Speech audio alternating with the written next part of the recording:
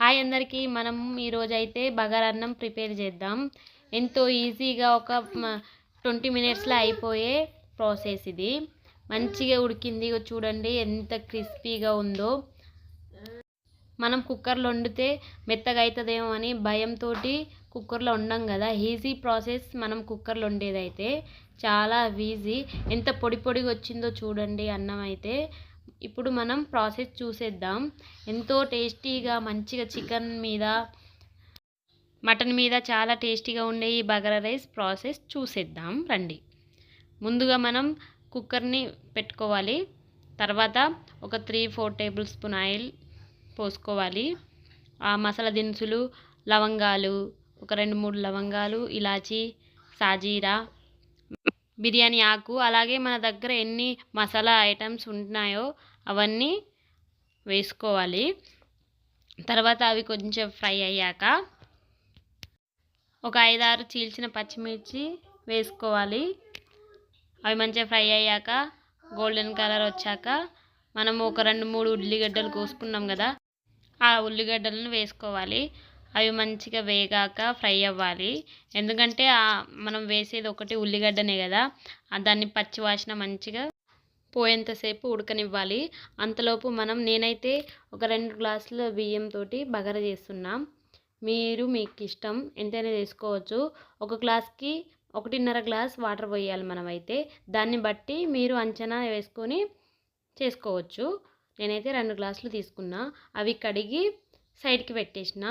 కొద్దిసేపు ఒక 10 నిమిషాలు నానతాయి కదా, అన్నం మంచిగా అవుతుంది అట్లని. తర్వాత మనం అల్లం వెల్లి పేస్ట్ వేసుకోవాలి. అవి మంచిగా ఫ్రై అవ్వాలి, పచ్చివాసన పోవాలి అల్లం వెల్లి పేస్ట్ది అయితే. తర్వాత మనం కొత్తిమీర, పుదీనా సన్నగా తరిగి పెట్టుకోవాలి, అవి వేసుకోవాలి. ఒక 2-3 సార్లు కలబెట్టి తర్వాత 3 స్పూన్ల ఉప్పు, నేనైతే 2 గ్లాసులకి 3 స్పూన్ ఉప్పు వేస్తున్నా. అవి వేసాక మనమైతే అన్నం వండేటప్పుడు అయితే ఉప్పు అయితే సరిగ్గా వేసుకుంటాం కదా, దీంట్లో అయితే కొద్దిగా తగ్గించాలి. ఎందుకంటే నీళ్ళన్నీ అందులోనే ఇంకిపోతాయి కదా, అందుకని మళ్ళా ఉప్పు ఎక్కువ అవుతుంది, చూసి వేసుకోవాలి. మనకు అందాజ తెలుస్తుంది కదా. ఇవి కొద్దిగా ఫ్రై అయ్యాక నేనైతే 2 గ్లాసులు చేస్తున్నా కదా బగారా అన్నం, మీరు ఎంతైనా చేసుకోవచ్చు. నేను 2 గ్లాసులకు 3 గ్లాసుల వాటర్ పోస్తున్నా. మనం ఏ దానితోటి కొలిచి తీసుకున్నామో బియ్యాన్ని, ఆ గ్లాస్ తోటే 3 గ్లాసులు అయితే నేను తీసుకుంటున్న వాటర్. మనమైతే ఎక్కువ తక్కువ కాకుండా సరిగ్గా కొలిచి తీసుకోవాలి వాటర్ అయితే. తర్వాత మనం కడిగిన బియ్యాన్ని నానబెట్టినాం కదా, ఆ బియ్యాన్ని వేసుకోవాలి. మనం ముందు నుండి మర్చిపోతే ఉప్పు వేయకుండా ఈ టైంలో ఇట్లా వేసుకోవచ్చు. తర్వాత మనం కలిపి ఒక 2-3 సార్లు కలిపి కుక్కర్ మూత ఫిక్స్ చేసుకోవాలి. మనం ఈ 2 గ్లాసుల క్వాంటిటీ అయితే ఒక 3-4 మెంబర్స్ ఈజీగా తినేయొచ్చు. కుక్కర్ మూతనైతే సరిగ్గా వేసామా లేదా మరోసారి చూసుకోవాలి. హై ఫ్లేమ్లోనే 3 విజిల్స్ రావాలి. 4వ విజిల్ రాకముందే బంద్ చేసేయాలి, ఎందుకంటే అది మాడిపోతుంది. విజిల్స్ వచ్చిందైతే మనం చూసుకోవాలి, ఎన్నో లెక్క పెట్టుకొని 3వ విజిల్ మీద బంద్ చేసేయాలి.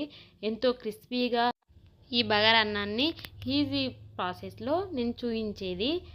ఎంతో పొడి పొడిగా చాలా, అసలు చికెన్ మీద అయితే చాలా టేస్ట్ కుదిరిందండి, చాలా బాగుంది. మీరు ఇట్లా తప్పకుండా ట్రై చేయండి, కామెంట్ చేయండి ఎలా ఉందో. నెక్స్ట్ టైం అయితే మనం బాస్మతి తోటి బగారా చేద్దాం, అది చాలా బాగుంటుంది. మీరైతే మర్చిపోకుండా ఈ బగారా రైస్ని మీ ఇంట్లో ట్రై చేయండి. టేస్ట్ అయితే చాలా బాగుంది. కామెంట్ చేయండి ఎలా వచ్చిందో మీకు.